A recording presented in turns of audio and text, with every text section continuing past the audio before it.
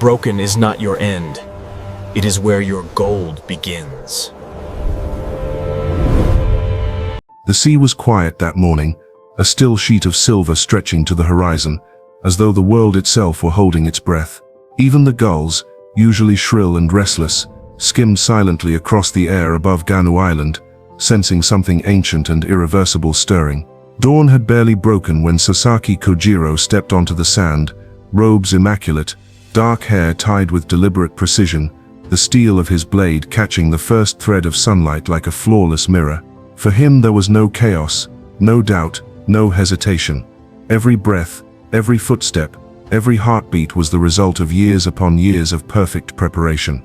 His stance was a poem, his technique a prayer, his life a masterpiece of planning.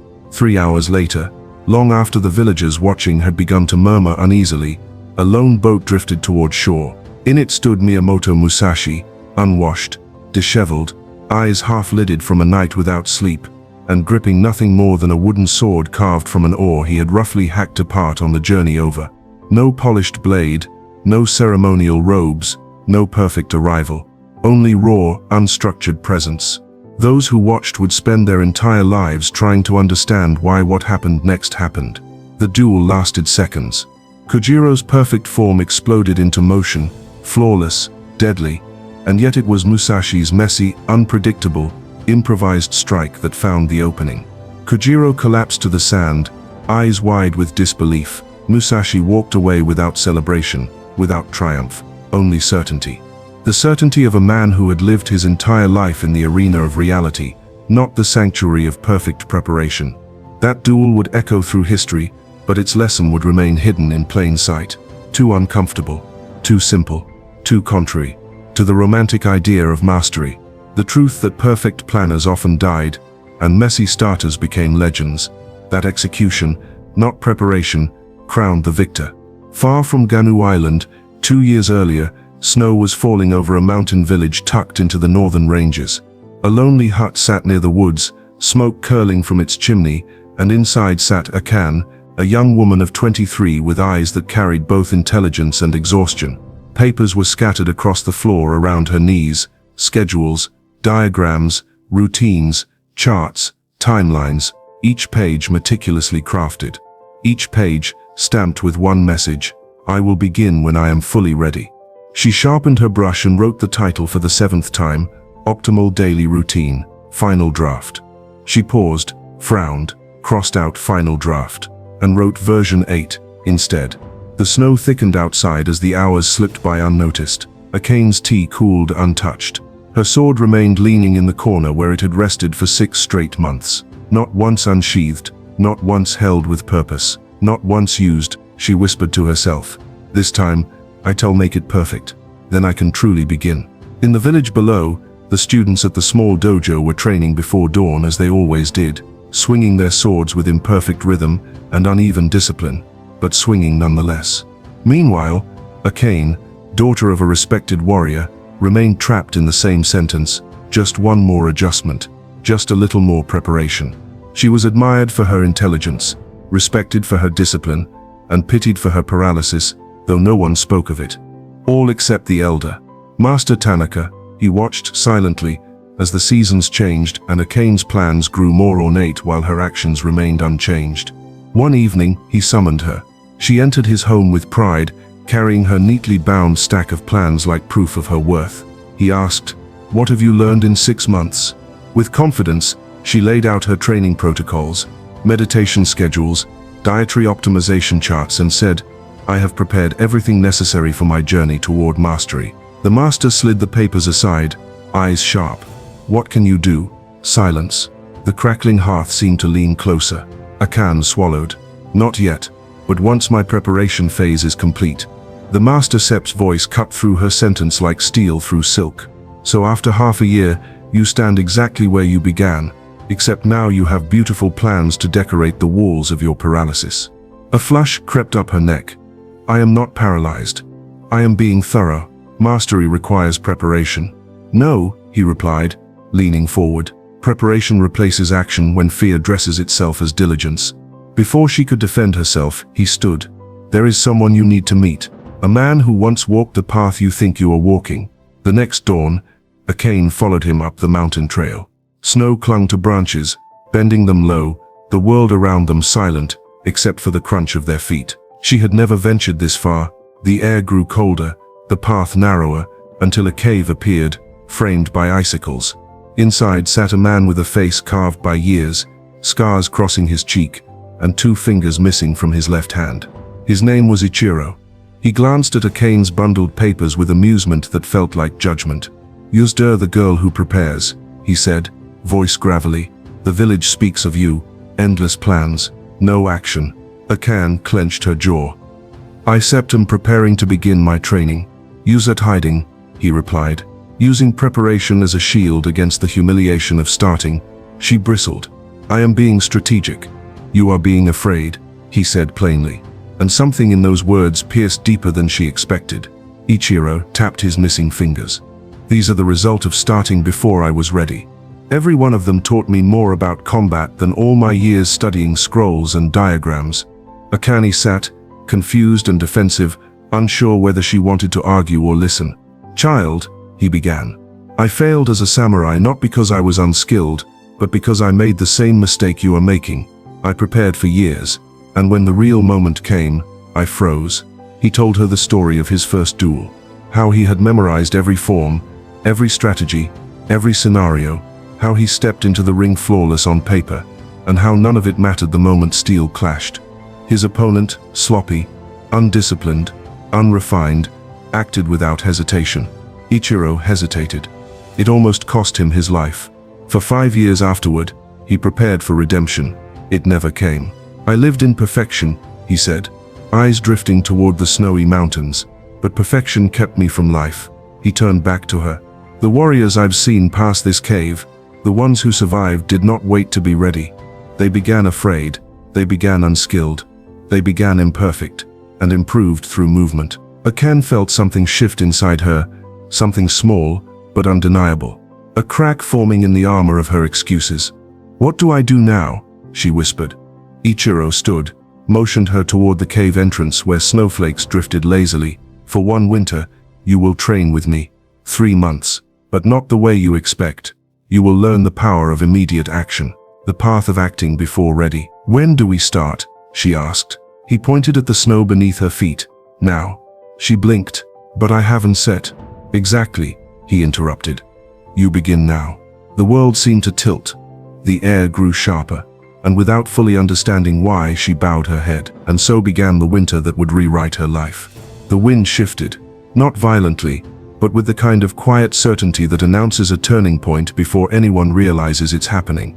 The rice fields shimmered under the last threads of sunlight, and a ghostly mist drifted between the huts as if the land itself were holding its breath. A lone crow glided overhead, silent and watchful. Something in its stillness made the villagers uneasy. Hiroto felt it too. He stood at the edge of the field, his hand resting lightly on the hilt of his blade, not out of fear, but out of awareness. A simple gesture that revealed a truth every warrior eventually learns. Danger rarely shouts, it whispers. Behind him, Elder Masashu approached, leaning on his cane. "You hear it, Don Setyu," he said. "The quiet before the storm." Hiroto remained still. "Not a storm," he said softly. "A disturbance." Masashi nodded. "You stir not wrong. When men cause harm, the land reacts long before the people do." Before Hiroto could answer, a frantic voice cut through the air. A young boy stumbled toward them, breathless, mud splattered up to his knees. "Master Hiroto, Elder, please, come quickly. It sips the riders again." Masashi exhaled sharply. Hiroto's eyes narrowed, though his expression did not change. The riders, weeks ago, a group of wandering bandits had begun extorting food and coin from nearby villages. They weren't samurai, just desperate men with stolen armor and the reckless courage of those who had nothing left to lose. Hiroto had warned the villagers never to confront them, knowing rash defiance would end in blood. But now, their return meant a decision could no longer be delayed. As Hiroto and Masashi walked toward the village center, the boy trailing behind them, the atmosphere felt heavier with each step. The villagers gathered in a trembling semicircle as 5 mounted bandits sat on horseback, their worn armor mismatched, their blades dull but dangerous. The leader, A coarse man with scarred knuckles and a wolfish grin leaned forward in his saddle. "Well, well," the leader said. "The farmer samurai arrives." Hiroto did not rise to the bait. Provocation was a tool of the weak, used to fish out the anger of stronger men. Masashio stepped forward, voice steady. "You have taken from us 3 times. There is nothing left for you here." The leader smirked. "There's always something left, old man. You just hide it well." One of the younger bandits laughed. Another idly spun a small dagger between his fingers. Hiroto's hand rested behind his back, relaxed but ready, still but alive. "We have no quarrel with you," Hiroto said, his voice calm. "Take what you need to survive, but do not harm these people." The leader, Hit's grin widened. "I like your confidence. Are you offering tribute, or are you offering yourself?" Masashi whispered sharply, "Hiroto." But Hiroto only stepped forward, his sandals whispering across the dirt. "Take me," he said. "Leave the village alone. From this day on, you will not return here." A murmur rippled through the villagers. Several cried out in protest. Masashio pressed a trembling hand to his chest, overwhelmed by a mix of fear and guilt. The bandits burst into laughter. "You?" the leader scoffed. "One man, offering himself as sacrifice. You expect me to believe that?" "I expect nothing," Hiroto said. "But I know what men like you do when you meet someone who is not afraid." Silence fell, not the tense silence of fear, but the deep silence of a blade being drawn in the heart. The leader's eyes flickered, not with intimidation, but curiosity. He leaned back in his saddle. "Fine, samurai," he said. "But tribute is tribute. If you want us gone, show us what makes you think you can negotiate." A thin thread of anticipation tightened the air. The younger bandits dismounted, closing in with feral grins. Hiroto stepped forward, a shadow passing over his face as the last of the sun dipped below the horizon. Lanterns flickered to life around the village, their trembling flames casting moving patterns across the dirt. Masashi felt a sickening dread. He knew Hiroto was skilled, but the rule of a lone samurai was simple. No matter how strong, 5 blades meant death. But Hiroto had not come to challenge them. He had come to teach them something they had forgotten. The youngest bandit lunged first, swinging his blade with the raw, careless momentum of someone who had spent more time bullying farmers than training. Hiroto shifted a single step to the side, a soft movement, a whisper of cloth, and with the butt of his hilt, he struck the bandit's wrist. The blade flew from his hand, spinning through the air before clattering into the dirt. Gasps rippled through the villagers. The second bandit attacked immediately, slashing downward. Hiroto raised his forearm, redirecting the strike with a smooth parry before stepping in so close that their armor brushed. A gentle push, a perfectly placed tap behind the knee. The bandit collapsed as if the earth had swallowed his strength. No blood, no death, only precision. The crowd stood frozen. The leader Sep's amusement vanished. He signaled the remaining 2 bandits. They rushed together, one from the front, one from behind. The villagers screamed, but Hiroto pivoted, using the forward attacker's own momentum as leverage. A twist, a shift. The second bandit crashed into the first, both tumbling to the ground. Not a single killing blow. Hiroto stepped back, his blade still sheathed, breathing steady, body still, eyes soft. The leader dismounted slowly, fury flickering beneath the surface. "You think this makes you a hero?" he snarled. "You humiliated my men." "I protected them," Hiroto corrected. "And I protected you from forcing your anger into a place where it becomes regret." The leader drew his blade. Hiroto remained motionless. Masashi whispered, "No, not him." The leader swung, wild, furious, uncontrolled. Hiroto stepped inside the arc of the blade. A moment later, the leader froze. Hiroto's sheathed sword pressed against the man's throat, a single bead of sweat sliding down his neck. A silent message. Not dominance, not victory, choice. The leader swallowed. For the first time, fear, not of death but of clarity, entered his eyes. Hiroto lowered the sheath. "Go," he said, "before the night grows deeper than your understanding." The leader stepped back, trembling with a mixture of humiliation and awakening. He signaled his men. They mounted quickly, avoiding Hiroto's gaze. Dust rose behind them as they vanished into the darkness. The village erupted into relieved cries, but Hiroto said nothing. He simply stood there, his eyes drifting toward the mountains, toward something only he felt, something calling him deeper into a path he thought he had abandoned long ago. Masato approached, tears in his eyes. You saved us without shedding a drop of blood. Why? Why did you hold back? Hiroto looked at the old man, the faintest shadow crossing his face. Because battles fought in anger are never won, he murmured. And battles fought for ego are never necessary. But his voice carried something else, a quiet tremor, a memory, a wound not yet healed. The villagers celebrated behind them, but Hiroto felt the coming of something larger, something that would not be resolved with a single confrontation or even 100, a disturbance not of men, but of fate. Because far beyond the fields, beyond the forests, beyond the mountains where shadows stretched long and ancient, a figure had been watching, and this was only the beginning. Night fell with a quiet heaviness, as though the sky itself wished to rest after witnessing what had transpired. Lanterns glowed like fireflies scattered across the village, but Hiroto did not stay to celebrate or accept gratitude. Instead, he walked toward the old storehouse near the edge of the fields, where the darkness pooled deep and undisturbed.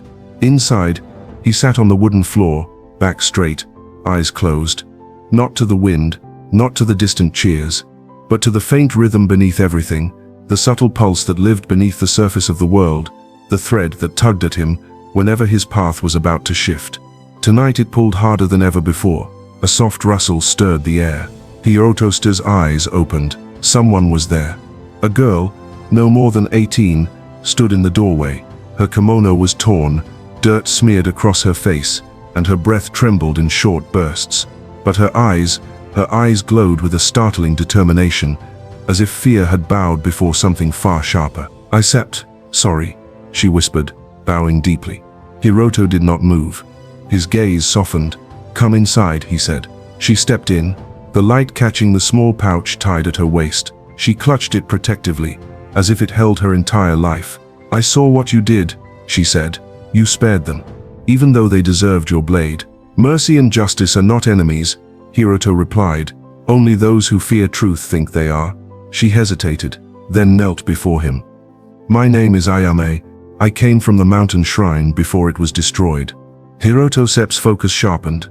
Destroyed by whom? Ayame swallowed hard, her fingers tightening around the pouch.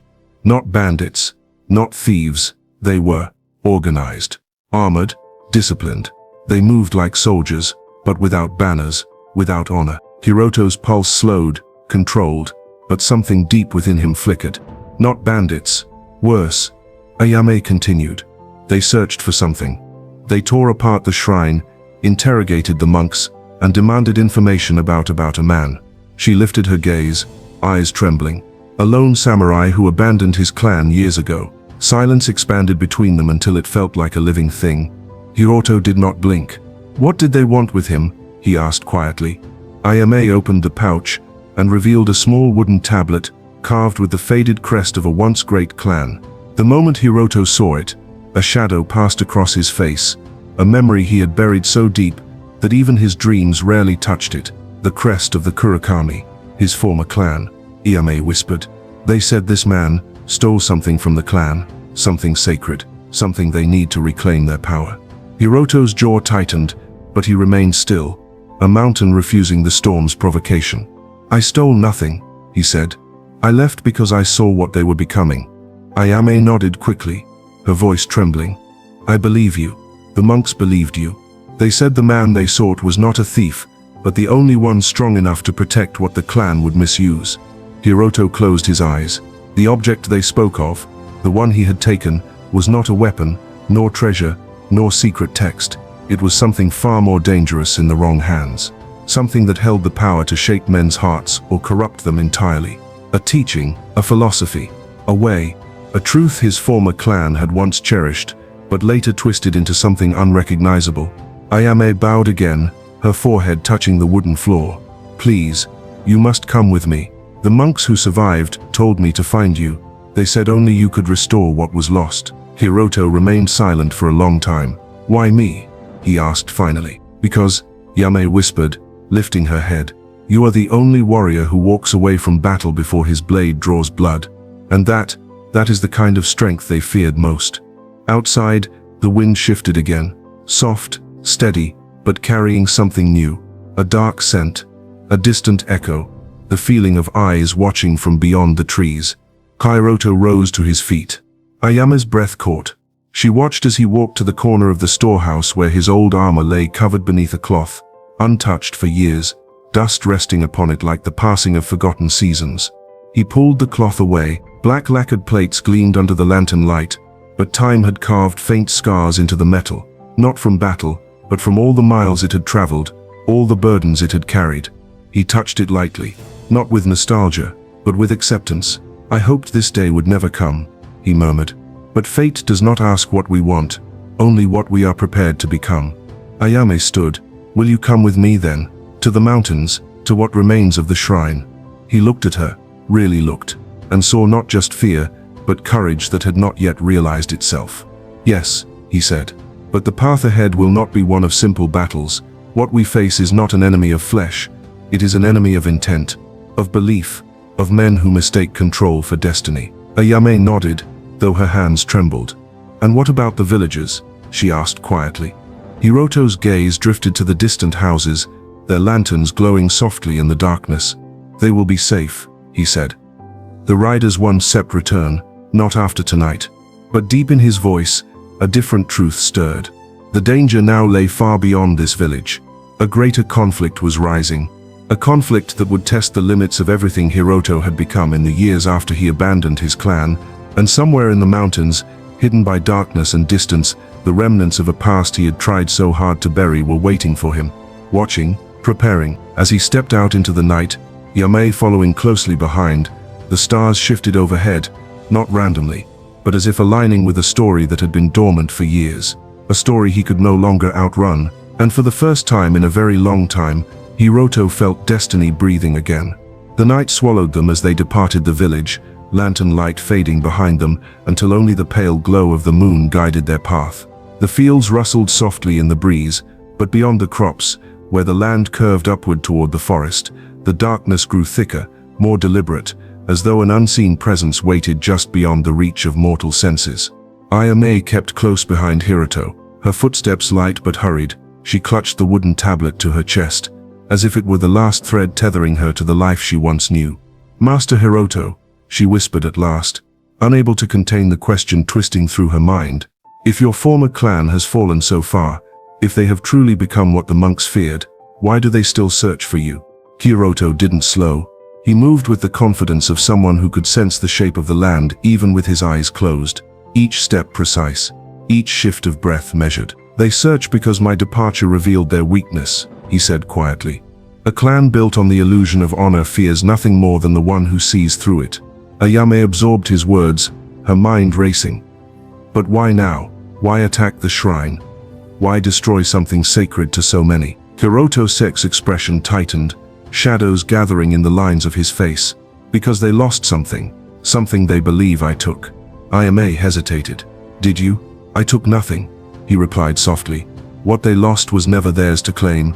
They lost their balance, their purpose, their way."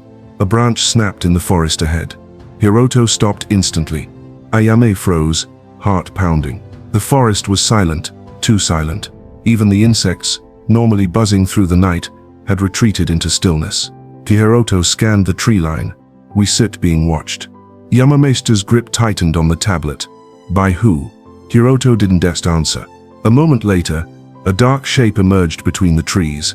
A figure stepped into the moonlight, tall, armored, and draped in a cloak that shifted like smoke with every movement. The armor bore no crest, no emblem, nothing to identify allegiance.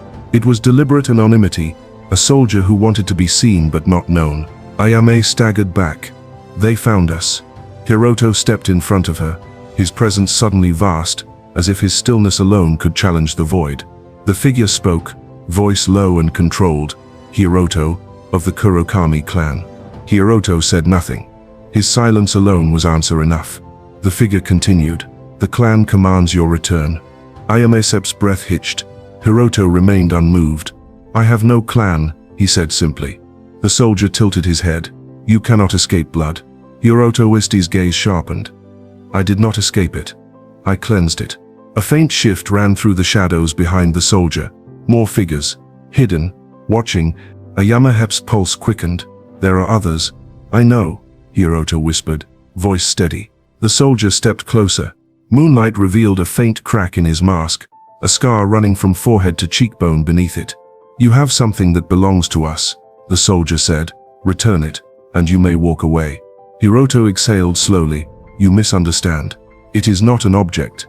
It is a truth, and truth does not belong to a clan. The soldier's stance stiffened. Then you leave me no choice. He lifted a hand, a signal. 3 armored figures stepped from the darkness, forming a semicircle around Hiroto and Ayame. Ayame whispered, we can fight them all. Hiroto lowered his voice to a calm whisper. You will not fight. You will run. Ayame's eyes widened. No. Hiroto placed a steady hand on her shoulder, grounding her trembling breath. There is no honor in dying before your purpose is lived, he said. Your path lives beyond this moment. Mine lies inside it. Before she could protest, the soldier lunged. Hiroto moved faster, much faster. A blur of motion, a flicker of moonlight. He parried the first strike with the side of his sheath, sending sparks cascading through the darkness. Ayame stumbled backward as another soldier closed in, but Hiroto pivoted, intercepting with the same fluid precision he'd shown in the village, except now every movement was sharper, wilder, like a storm carefully hiding its violence. One soldier swung from behind. Hiroto ducked, swept the attacker's legs, and used the momentum to push him into the second soldier. Armor clashed, metal groaned, and the two collapsed. Ayame could only watch, stunned, at the grace of a warrior who lived at the intersection of calm and ferocity. But the masked leader was different. He approached slowly, blade drawn but held low, as if savoring the inevitability of the clash. You've grown slower, the leader said. Age softens even the strongest steel. Hiroto stepped forward. Steel breaks. Men break. But understanding never dulls. They clashed. The sound, metal meeting metal, echoed through the forest like thunder rippling across a still lake. The leader was powerful. His strikes were heavy, precise, filled with the intent to kill swiftly. But Hiroto fought as though every strike had already been decided before it was thrown. He turned, pivoted, redirected, deflected, never overextending, never wasting movement. Ayame watched with awe and terror. She had never seen anyone fight like that. Not with anger, not with fear, but with a profound stillness that turned every motion into a lesson. Still, the leader was relentless. He pressed forward, forcing Hiroto to the edge of the clearing. You abandoned your people, the leader growled. I abandoned corruption, Hiroto replied, blocking a powerful strike that sent vibrations through his arm. You betrayed your oath. I upheld the only part of it that mattered. You turned your back on your blood. Hiroto, Stess. Voice sharpened. I turned toward my soul. The leader roared and drove forward with a flurry of brutal strikes. Hiroto parried most, dodged others, but one caught his shoulder. A graze, but deep enough to draw a thin ribbon of blood. Ayame gasped. Hiroto stepped back, breath steady. The leader's blade glinted with crimson. You bleed. You fall. You die. Like any man. Hiroto's eyes darkened, not with anger, but with acceptance. I am not fighting you to win, he said quietly. The leader froze for a fraction of a second. I fight you, Hiroto continued, to delay you. Ayame suddenly realized what he meant. Run, Hiroto said without turning. Now, Ayame hesitated only an instant, long enough to see something flicker across Hiroto's face. Not fear, not regret, something deeper. Resolve. She turned and darted into the forest, clutching the tablet as if it were the last shard of truth in the world. The leader watched her flee, growling, Fool, you protect a child while you die for nothing. Hiroto lifted his blade, finally unsheathing it. The sound was soft, final, a breath before fate changes direction. No, he whispered, I die for everything. And as the moon poured silver light across the clearing, the forest held its breath again, because the true battle was only now beginning. The moment Hiroto unsheathed his blade, the forest seemed to fold inward, as though the night itself leaned closer to witness what was about to unfold. Moonlight slid along the steel like a silent oath awakening after years of slumber. No theatrics, no aggression, just truth, cold and undeniable. The masked leader tightened his grip on his weapon. The air between them thickened, heavy with history. Neither fully understood, and destiny neither could escape. Then the leader struck. The force of the blow cracked through the clearing, shaking loose leaves from branches overhead. Hiroto met it not with matching strength, but with perfect alignment, redirecting, absorbing, releasing. Their blades clashed, sparks scattering across the ground like fallen stars. The leader attacked again, faster this time, driven by a fury sharpened through years of loyalty to a poisoned clan. Hiroto deflected the strike, pivoted, and countered with a swift horizontal sweep. The leader barely managed to block, stumbling a step back. "You fight like a ghost," the leader snarled, "as if your spirit left your body long ago." Hiroto's expression did not change. A man who kills without purpose becomes a ghost. A man who lives without purpose becomes a shadow. "And what are you?" the leader demanded. "Alive," Hiroto answered. Their blades met again. This time, the clash was so powerful it rang through the trees, scattering a flock of crows into the sky. Hiroto pushed forward, not with anger, but with a controlled, deliberate force that destabilized the leader's stance. A twist of the wrist, a shift of weight. The leader's blade nearly flew from his grip. The leader growled, recovering. "You think sparing your enemies makes you righteous?" "No," Hiroto said softly. "It makes me free." The leader lunged. Hiroto turned the strike aside, spun behind him, and delivered the flat of his blade against the leader's armor with a precise blow that sent him reeling. But the masked commander was not just any soldier. He steadied himself, planting his feet firmly into the earth, lowering his stance. His breathing shifted deeper, controlled, disciplined. The air quivered. Hiroto recognized the change instantly. "Kurokami shadow form," Hiroto murmured. The leader's silence was confirmation enough. Hiroto exhaled slowly. "So the clan still practices it." The leader lifted his blade, slipping into a stance older than the mountains, one designed for swift, fatal strikes from impossible angles. And Hiroto knew what came next. A flash, a blur, a killing dance. The leader vanished from sight. Ayame, far off between the trees, glanced back and saw only streaks of movement, two shadows carving arcs through the clearing, their blades catching the moonlight in brief, terrifying glimmers. She froze, unable to look away. Yamamoto pivoted just as the leader reappeared behind him, a strike aimed at his spine, parried, another aimed at his throat, redirected, a third aimed at his leg, dodged with a narrow backward step. Each counter was perfectly timed, but each attack grew sharper, faster, more unpredictable. The shadow form had no rhythm to memorize, no sequence to anticipate. It was chaos weaponized. The leader spun low, sweeping his blade upward in a ruthless arc. Hiroto slid one foot back, letting the blade pass inches from his chest. But even his mastery had limits. One strike grazed his forearm, slicing through cloth and skin. Blood splattered onto the dirt. Ayame gasped. Hiroto didn't flinch. He flowed. The leader attacked again, but Hiroto moved differently now, not resisting, not confronting, but yielding, adapting. His blade danced with a quiet intelligence, turning each of the leader's vicious strikes into opportunities. Parrying only where necessary, stepping aside when safer, countering only when the angle offered perfect control. Their movements became a conversation, one spoken in steel and breath. The leader, relentless force, Hiroto. Immovable clarity. Then suddenly, Hiroto stopped attacking altogether. He let the leader come, let him strike, let him rage. Ayame didn't understand until she realized Hiroto was studying him. Every motion, every flaw, every breath. He wasn't sat fighting the man. He was learning him. The leader's fury finally peaked in a brutal overhead strike, the kind meant to break armor and bone. Hiroto caught it, blade to blade, locked. Their eyes met through the sliver of moonlit steel. "You have great strength," Hiroto whispered. "But strength without understanding is just destruction wearing armor." The leader pushed harder, snarling, "Understanding is weakness." "No," Hiroto said, voice soft and steady. "Understanding is what saves a man from becoming a weapon." With a shift so small it was almost invisible. Hiroto redirected the leader's weight. His blade slipped downward, trapping the leader's sword against his own knee.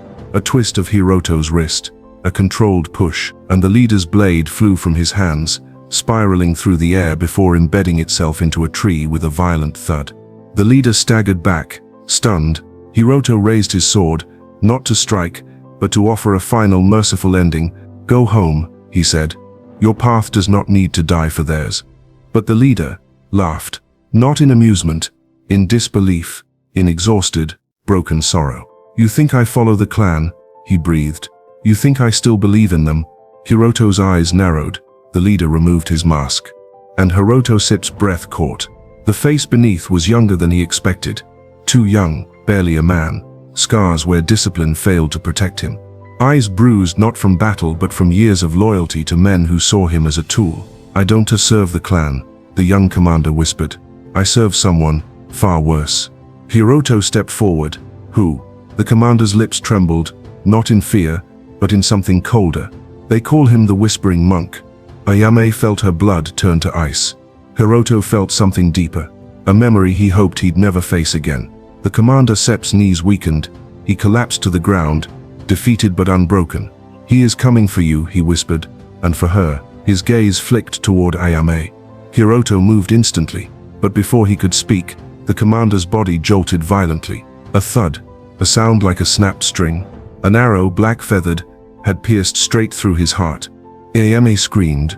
Hiroto Desa's eyes shot toward the tree line. A shadow moved. Not a soldier, not a scout, something else. Something older than clan loyalties. Something that had followed them since the moment Ayame arrived. A whisper slid through the forest, drifting across Hiroto's skin like the breath of a ghost. You cannot protect her, the voice murmured. And you cannot escape what you abandoned. Ayame reached for Hiroto, trembling. What was that? Hiroto stared into the dark trees, expression controlled, but his heartbeat pounding like a drum deep inside him. A message, he said. Ayame swallowed. From who? Hiroto answered without looking back. From the Whispering Monk. The forest grew still again, but the night no longer felt like night. It felt like a warning, a beginning, a storm that had waited years for this moment to awaken. And now, it had found its target. The sky over the mountain ridge had begun to shift into a muted violet, the kind of color that appears only when a long night is finally preparing to surrender. The wind carried the faint scent of cold stone and pine resin, a reminder that the world always exhales deeply just before something important ends or begins. Renji walked in silence beside the master, each step slow, deliberate, as though the earth itself demanded their presence. Neither spoke for a long time. Some truths needed the echo of footsteps to ripen before they were ready to be voiced. The master eventually stopped near the edge of a cliff, where the valley stretched infinitely beneath them.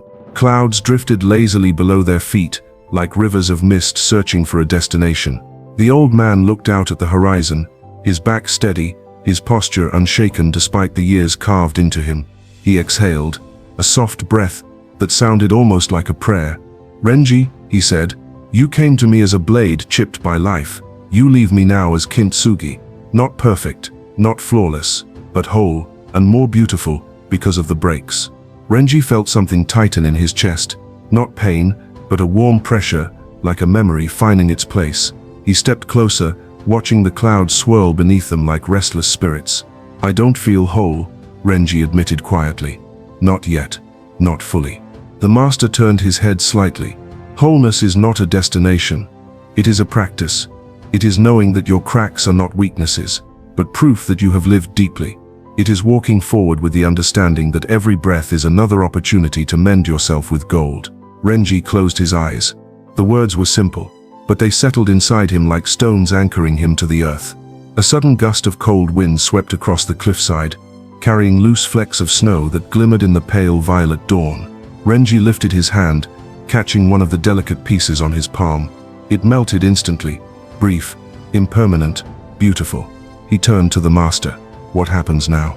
The old man smiled, not with his lips, but with the quiet radiance of someone who had lived through many seasons of sorrow and found peace in all of them. Now, he said, you walk. Renji frowned. Walk where? The master looked at him with the warmth of a father and the sharpness of a blade. Into your life. Into the world that needs you. Into every moment that you once avoided. Into the storms that once frightened you. Into the fire that once shaped you. You walk not because the path is clear, but because you are finally strong enough to take the next step.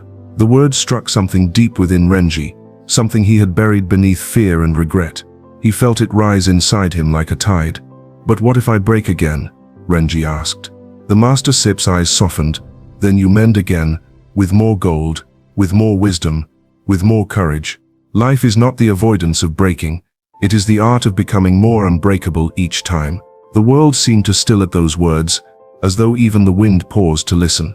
Renji felt tears forming again, but this time there was no shame, not in being seen, not in being vulnerable. He wiped them gently with the back of his hand. The master stepped closer, resting a weathered palm on Renji Sep's shoulder. You have everything you need, the courage to feel, the strength to continue, the humility to grow, and the heart to rise. A long silence unfolded, warm and sacred. Then the master did something Renji did not expect. He bowed, not slightly, not politely, deeply.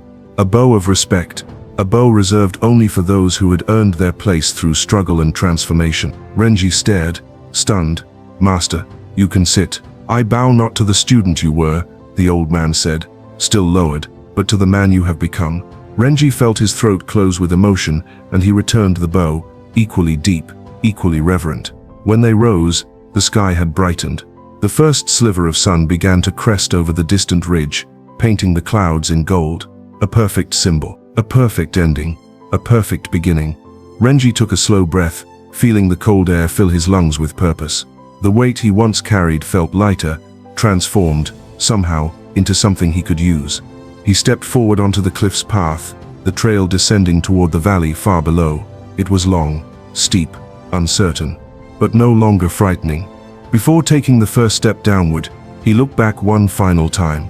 The master stood exactly where he had been, serene, steady, watching with the quiet pride of someone who had seen many students walk into their destinies. Renji bowed one final time. The master nodded, and without another word, Renji turned and began his descent, each step deliberate, each breath grounded, each movement guided not by the absence of fear, but by the presence of inner gold. The wind followed him, the light embraced him, and somewhere in the shifting dawn, a new story began, one shaped not by pain, but by the art of rising through it. The journey was not over. It never would be. But Renji walked now with the certainty that he was unbreakable, not because he would never fall, but because every time he did, he knew how to rise, and how to rise beautifully. Like kintsugi, like gold born from the cracks, like a soul finally ready to meet itself. He stepped into the morning, and the world at last felt like it was stepping with him.